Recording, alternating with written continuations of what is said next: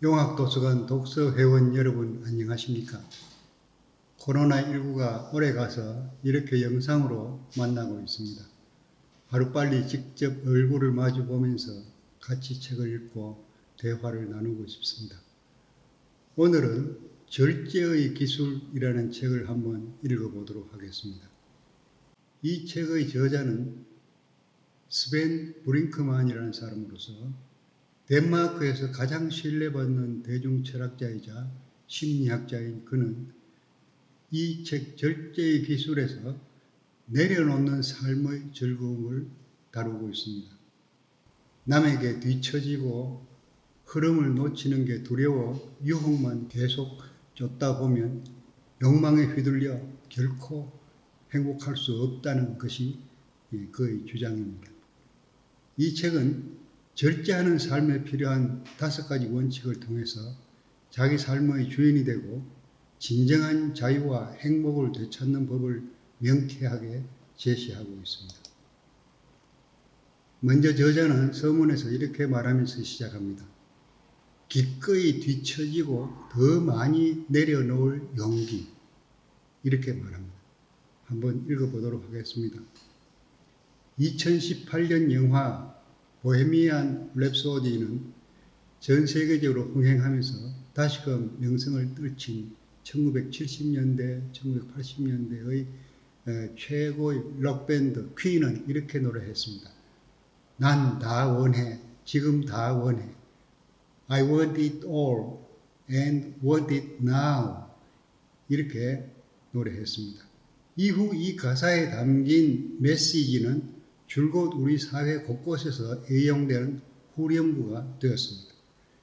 이것이 요즘 우리를 지배하는 생각이라고 볼 수 있습니다. 하지만 눈앞에 있는 모든 것을 하나도 놓치지 않으려고 매 순간 전전긍긍하며 살 수는 없다는 것입니다.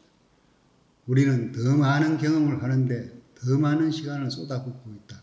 그러나 안 돼, 이제 그만이라고 말하는 능력, 어떤 일을 하지 않기로 결정하는 능력, 다시 말해 절제의 기술을 얻기 위한 노력은 거의 하지 않는다는 것입니다. 고대 그리스 철학자들은 그리스어로 소프로시네라고 불리는 절제를 시민이라면 누구나 반드시 갖춰야 할 품성으로 여겼다는 것입니다. 모든 사회적 윤리적 활동에서 절제가 필요했다는 말입니다. 고대 그리스인에 따르면 모든 일에서 절제를 실천할 때 비로소 우리는 용기와 관대함 같은 다른 덕도 익힐 수 있다는 것입니다. 끊임없이 욕망에 대한 갈증을 유발하며 자원을 고갈하는 사회가 아니라 정신적으로 충만하고 풍요로운 삶, 지속해서 번영하는 삶을 살기 위해서는 자기 절제와 자기 통제가 꼭 필요하다는 것입니다. 이 책에서 말하는 자기 절제는 우리가 마주한 현실을 토대로 어깨에 놓인 책임을 기꺼이 짊어진 채 최선의 삶을 살아내기 위한 필요 조건이다. 이렇게 말하고 있습니다. 그렇다면 절제의 구체적인 방법으로 첫 번째로 내세우는 방법이 바로 선택지 줄이기입니다. 1960년대 스탠퍼드 대학교에서 이루어진 마시멜로 실험, 즉 이 실험은 방 안에 어린이를 혼자 두고 테이블 위에 있는 마시멜로, 이 마시멜로는 외국 사람들이 좋아하는, 아주 어린애들이 좋아하는 맛있는 과자죠. 이 마시멜로를 20분 동안 먹지 않고 기다리면 마시멜로를 하나 더 준다는 실험이었습니다.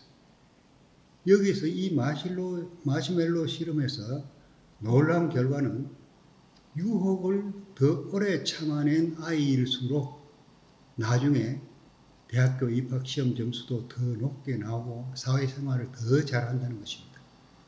연구자들은 인간의 삶에서 중요한 것은 이 추상적 개념의 자기 절제만이 아니라 세상과 타인에 대한 신뢰라는 결론을 내렸습니다. 주변에 신뢰할 만한 어른이 거의 없으며 혼란스럽고 불안정한 환경에서 자라는 아이는 그 누구도 아무것도 신뢰하지 못한다. 자연스럽게 자기 눈앞에 당장 얻을 수 있는 만족을 절제하고 나중으로 미뤄야 할 어떤 이유도 알지 못한다는 것입니다. 우리가 자기 절제를 익히고 지금 당장 누릴 수 있는 보상을 포기하거나 미뤄야 할 이유는 무엇이겠습니까? 저자는 이렇게 말합니다. 마시멜로 실험에서 아이들이 눈앞에 보상을 기꺼이 내려놓을 수 있던 동기는 더 큰 보상을 얻기 위해서였습니다. 이 실험의 논리에 따르면 인간은 보상에 따라 움직인다는 것입니다. 하지만 나중에 더 큰 보상을 기대하지 않고도 절제해야 할 상황이 있지 않을까 하는 것입니다. 그 목적이 단지 더 큰 보상을 얻기 위한 것이라면 공허하고 이기적인 것으로 전락할 수 있다는 뜻입니다. 이렇게 말하면서 저자는 덴마크의 예를 들고 있습니다. 덴마크가 매년 행복지수 세계 1위 국가로 거듭 뽑히는 것은 조금 의아한 일이다. 어쨌든 한 가지 이유를 꼽자면 아마도 덴마크 사람이 삶에 대해 갖는 기대 자체가 애초부터 낮기 때문이 아닐까 이렇게 말하는 겁니다. 북유럽에서는 얀테의 법칙이라는 게 있다는 겁니다. 이 얀테의 법칙은 간단히 말해서 내가 대체 뭐라고? 라는 태도를 바탕으로 하고 있습니다. 여기서 말하는 내가 대체 뭐라고? 라는 생각은 자기 분수를 잘 알고 자만하지 말아야 하며 성공에만 목매는 일은 다소 천박하다고 여기는 생각입니다. 개인적인 의견이지만 이러한 얀테의 법칙과 삶에 대한 낮은 기대 덕에 덴마크 사람은 다른 나라 사람보다 실망과 실패를 잘 견디는 것 같습니다. 언제든지 부정적인 결과를 마주할 심리적 준비를 갖췄으니 말입니다. 어쩌면 덴마크 사람은 일종의 스토아 철학자처럼 살아간다고 할 수 있겠다. 이 이론을 지지하는 심리학자 줄리 노름은 부정적 사고의 긍정적 힘이라는 제목의 자기계발서를 쓰기도 했다고 합니다. 저자는 여기에서 사람들이 선택의 여지가 많으면 많을수록 꼭 좋은 것은 아님을 지적하고 있습니다. 심리학자 베리 슈워츠는 우리가 하는 선택의 의미를 선구적으로 탐구했다. 그 연구는 선택의 역설이라는 책에 잘 정리되어 있다. 이 책의 메시지는 다음과 같다. 우리는 삶에서 선택할 것이 많은 걸 대체로 좋아하지만 거기에는 분명한 부작용이 따른다는 것입니다. 슈워츠의 책이 절제와 연결되는 점이 있다는 것입니다. 바로 그가 추천하는 무언가를 하지 않음으로써 보다 나은 삶을 만드는 5가지 방법입니다. 첫째, 선택의 자유를 어떤 방법으로든 자발적으로 구속한다면 삶은 더 나아질 것이다 하는 겁니다. 여기서 자발적으로가 중요합니다. 타인에 의해서 강제적으로 억지로 하는 것은 바람직하지 않습니다. 둘째, 가장 좋은 것만 찾는 대신 그럭저럭 괜찮은 것을 찾는다. 말하자면 적당하게 괜찮은 것, 즉 극대보다는 적정이라는 개념의 괜찮은 것을 찾으면 그런 삶이 더 나아질 것이다 하는 것입니다. 셋째, 우리가 내린 결정에 대한 기대치를 낮춘다면 삶은 더 나아질 것이다 하는 것입니다. 네 번째는 우리가 내린 결정을 뒤집을 수 없다는 걸 깨닫는다면 삶은 더 나아질 것이다. 겁니다. 다섯 번째는 주변 사람들에게 관심을 덜 기울이면, 즉 타인과의 비교를 하지 않는다면 삶은 더 나아질 것이라는 것입니다. 슈워츠가 말하는 이 다섯 가지 방법은 절제의 기술에 관심 있는 사람들이 충분히 귀 기울일 만한 내용입니다. 절제의 기술에서 필요한 두 번째 내용으로서는 진짜 원하는 것 하나만 바라기라는 것입니다. 1989년 4월 나는 할머니에게, 저자는 할머니에게 견신례, 이건 견진성사와 같습니다. 견신례의 선물로 덴마크 시인 피트 헤인의 시를 받았다. 그는 수학자이자 디자이너, 발명가였지만 20권이 넘는 그룹 선집을 쓴 시인으로서 가장 잘 알려져 있다. 그 시의 제목은 다 바라지 말아야 한다 입니다. 이 시를 한번 읽어보면 다음과 같습니다. 다 바라지 말아야 한다. 너는 그저 한 부분일 뿐. 너는 세상 속 한 세상만을 소유한다. 그 세상을 온전하게 만들어야 한다. 단 하나의 길을 선택하라. 그리고 그 길과 하나가 되어라. 다른 길들은 기다려야 한다. 우리는 늘 돌아온다. 문제로부터 숨지 마라. 바로 지금 여기에서 그 문제에 맞서라. 유한함이야말로 세상을 가치 있게 만드는 것이다. 네가 존재하고 행동하고 겪어야 하는 것은 바로 지금이다. 그게 유한함이다. 우리는 절대 돌아오지 않는다. 이 짧은 시에 담긴 메시지는 철학에 관심 있는 심리학자인 저자에게 큰 영향을 미쳤다고 하였습니다. 그리고 저자는 또 이렇게 말하였습니다. 키르케고르는 다양한 영혼이 말하는 교훈적 담론에서 이렇게 말한다. 마음의 순결하면 단 한 가지만 바라는 것이다. 그리고 서둘러 이렇게 덧붙였다. 그럴 수 있으려면, 그러니까 사람이 한 가지만 바랄 수 있으려면 그는 오직 선을 바라야만 한다.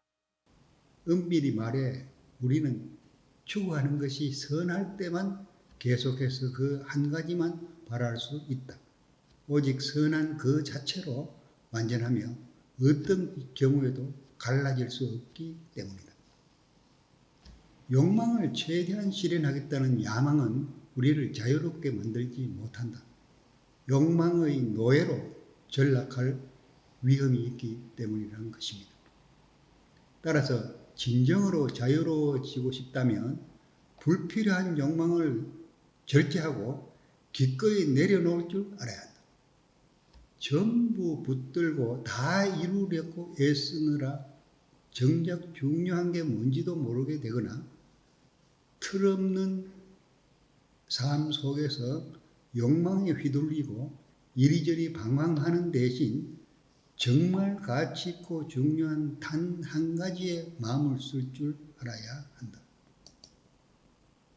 다음으로 절제의 기술로 세 번째로 저자가 들고 있는 내용은 기뻐하고 감사하기입니다. 많은 실험을 통해 우리가 현실에서 행동하는 방식이 호모 에코노미쿠스라는 경제학의 인간상과는 다르다는 사실이 증명되었다. 심리학자 데니얼 카너먼은 이 연구로 2002년에 노벨 경제학상을 받았다. 호모 에코노미쿠스라는 경제적 인간관에 도전한 유명한 실험으로 최후의 통첩 게임이 있다. 그 게임의 규칙은 다음과 같다. 두 명의 실험자 가운데 한 사람에게 $100를 건네고 그 돈을 어떻게 나눌지 결정하라고 하는 것이다. $100를 혼자 다 차지해도 되고 다른 피실험자와 똑같이 나누어도 되며 서로 다른 비율로 나누어도 된다. 다른 피실험자는 상대가 제안한 금액을 수락할지 거부할지를 결정할 수 있다. 수락하면 첫 번째 피실험자의 제안대로 돈을 나눠 갖지만 거부할 경우는 둘 다 돈을 받지 못한다. 경제학이 가정한 호모 에코노미쿠스의 행동 모형에 따르면 상대가 어떤 금액을 제안하든 수락하는 것이 합리적이다. 설령 자신이 1달러를 받고 상대가 99달러를 차지하더라도 아예 1달러조차 받지 못하는 것보다는 낫기 때문이다. 하지만 실제 실험 결과는 이런 가정과는 전혀 달랐다. 실험 결과에 따르면 개인적으로 손해가 된다 해도 부당하다고 느껴지는 결정을 거부하는 경향이 강했다는 것입니다. 우리는 매 순간 어떻게 해야 최대의 이익을 얻을지만 고집하는 계산적인 존재가 아니다는 것입니다. 우리에게는 이타심과 정의감이 있다. 그렇기 때문에 타인을 고려하며 그들과 기꺼이 나누려 한다는 것이다. 오늘날 많은 심리학자는 우리가 애초부터 관계적 존재라고 주장한다. 다른 사람과 함께 살아가는 존재로 타고났다는 것입니다. 키르케고르가 존재의 기쁨에 대해 말하는 방식은 오늘날 긍정심리학에서 말하는 감사 연습을 떠오르게 한다. 그대가 사람이라는 것을, 그대가 볼 수 있다는 것을, 그대가 들을 수 있다는 것을, 그대가 냄새를 맡을 수 있다는 것을, 그대가 느낄 수 있다는 것을, 태양이 그대를 비춘다는 것을, 그리고 그대를 위해서 태양이 지치면 달이 비추기 시작하고 별이 빛난다는 것을. 키르케고르는 우리가 기뻐해야 할 현상들을 쭉 늘어놓고 나서 이렇게 결론을 짓는다. 이게 기뻐할 일이 아니라면 그렇다면 기뻐할 게 아무것도 없으리라. 비급한 사람은 무언가를 해낼 용기가 없고 오만한 사람은 온갖 분별 없는 행동을 무모하게 저지른다. 덕의 윤리에서 보면 둘 다 결함이 있다. 절제는 이러한 양극단 사이에서 지혜롭게 균형을 잡는 능력이므로 그 자체로서 열쇠 역할을 하는 덕이다. 절제는 이러한 인색함과 한없는 관대함 사이에서 비겁함과 무모함 사이에서 균형을 잡는 것이다. 절제의 목적은 적절하고 좋은 삶을 살도록 돕는 데 있고 그것은 윤리적인 삶을 구성하는 많은 요소 가운데 하나일 뿐이다. 하지만 다른 것과 마찬가지로 절제도 지나치면 괴롭다. 절제가 신성불가침 원칙이나 금욕이 되면 절제하는 사람이 자신뿐만 아니라 주변 사람에게도 견디기가 힘든 일이 되고 만다. 그러니 절제도 절제해야 한다는 것을 늘 기억하자. 이렇게 말하고 있습니다. 또 저자는 절제의 기술을 위한 네 번째의 방법으로 단순하게 살기를 들고 있습니다. 내용을 한번 읽어보도록 하겠습니다. 지속 가능한 삶을 살자는 호소는 지난 몇백 년 동안 우리를 움직였던 흐름과 결별하라는 말과 같다. 사실 더 많이, 더 원하는 태도를 비판하는 목소리는 늘 있었다. 주로 윤리적, 심리학적 목소리로 우리가 절제 기술을 배우지 못한다면 끝내 파멸할 것이라고 말한다. 이제 여기에 다른 목소리까지 합류하고 있습니다. 바로 지속 가능한 사회를 위해서 환경적, 정치적 측면에서 절제가 필요하다는 목소리입니다. 우리가 직면한 문제의 핵심이자 인류 앞에 놓인 가장 큰 도전 과제는 바로 이것이다.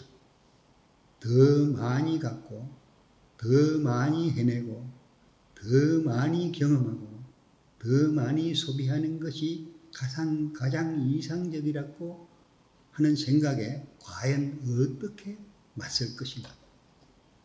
저자는 이 책에서 만족의 미덕을 강조합니다.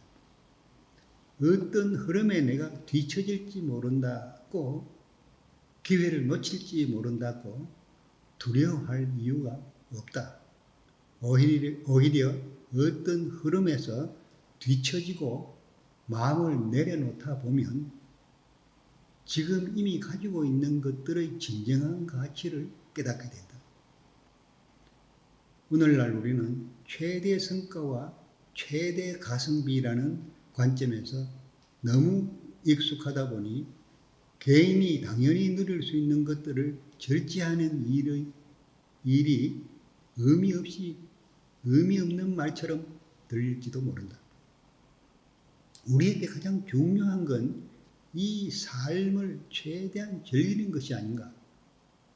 되도록 많은 경험을 하고 많이 갖는 것이 아닌가. 반드시 그렇지 않다. 일상뿐 아니라 사회적, 정치적 맥락에서도 당연히 누려야 할 목보다 조금 덜 누리는 것에 만족해야 할 훌륭한 이유가 있다는 것입니다. 우리가 가질 수 있는 것보다 적게 가지는 것에 만족하려면 성숙하고 잘 다듬어진 정신이 필요합니다. 손만 뻗으면 거뜬히 붙잡을 수 있는 것들을 기꺼이 놓아버리기란 쉽지 않은 일이다. 단순하게 살기란 절대 단순하지 않다. 정말 단순하게 살려면 개인이 상당한 경제적, 문화적 자원을 가져야 하기 때문이다. 아름다운 공원과 쾌적한 광장에 있는 도시에 사는 사람은 자기만의 정원이 그다지 필요하지 않다는 겁니다. 그러니까 절제를 할 수 있다는 것은 충분히 가지고 있어야 그것을 가지고 있는 상태에서 자기가 욕심을 줄인다는 것입니다. 시글은 좋은 책을 읽는 일을 단순한 삶의 대표적인 상징으로 꼽으며 독서의 기쁨이야말로 자녀에게 줄 수 있는 최고의 선물이라고 말한다. 나도 동의한다. 다만 책을 읽는 기쁨을 얘기할 때 절대 놓치지 말아야 할 것이 있다. 책을 읽으려면 충분한 여가가 있어야 한다는 점과 적절한 교육이 필요하다는 점이다. 마찬가지로 우리 아이들이 절제의 기술을 터득하기 위해서도 적절한 교육이 필요하다. 누구도 저절로 절제의 기술을 터득하지는 못한다. 절제의 기술은 더 힘든 상황에 있는 다른 누군가에게 도움을 주기 위해 내 앞에 놓인 무언가를 기쁘게 내려놓는 마음이다. 절제의 기술로 저자가 제시하는 5번째의 방법은 기쁜 마음으로 뒤처지기입니다. 혹시 조모라는 말을 들어보신 적 있습니까? 조모라는 말은 Joy of Missing Out의 약자입니다. 즉 기쁜 마음으로 뒤처지기라는 말입니다. 오늘날 널리 퍼진 유행어인 이 포모, 즉 Fear of Missing Out, 즉 뒤처짐의 두려움의 반대말이라고 하겠습니다. 우리는 내려놓는 일과 뒤처지는 일을 두려워해서는 안 된다는 겁니다. 오히려 단순한 삶의 즐거움을 느끼고 좋은 삶을 사는 일에 집중해야 한다는 겁니다. 시인 로버트 프루스트가 가지 않은 길에서 노래한 것처럼 우리가 어떤 선택을 하든 필연적으로 다른 무언가를 놓치게 마련입니다. 그러니 두 갈래 길을 동시에 다 걷겠다고 애쓰는 건 헛수고라는 것입니다. 이 사실을 인정하는 것이야말로 바로 포모가 아닌 조모, 즉 기쁜 마음으로 뒤처지는 것을 실천하는 첫걸음인 것이 되겠습니다. 사람들 대부분은 단순함에 깃든 아름다움을 안다. 과학에서도 아주 단순하고 조화로운 이론일수록 굉장한 심미적 호소력을 지닌다. 우리 눈앞에 닥친 그리고 미래에 닥칠 위기에 현명하게 대처하려면 이제는 집단적 차원에서 모든 나라가 절제의 기술을 익혀야 한다.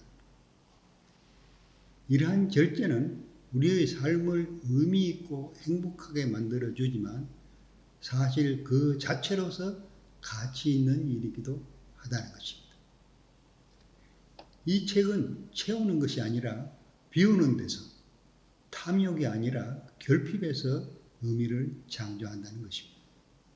우리가 어떤 하나의 가치를 굳게 지키고 그 위에 바로 서 있으려면 다른 것들은 내려놓는 수밖에 없다는 것입니다.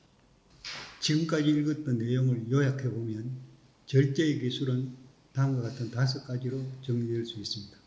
첫째는 선택 줄이기, 둘째는 진짜 원하는 것 하나만 바라기, 셋째는 기뻐하고 감사하기, 넷째는 단순하게 살기, 5번째는 기쁜 마음으로 뒤처지기입니다. 오늘은 여기까지 읽겠습니다. 감사합니다. 이 강의로서 온라인 강의는 마지막으로 하겠습니다. 가능하면 빠른 시간 내에 대면해서 강의를 할 수 있도록 만났으면 좋겠습니다. 감사합니다.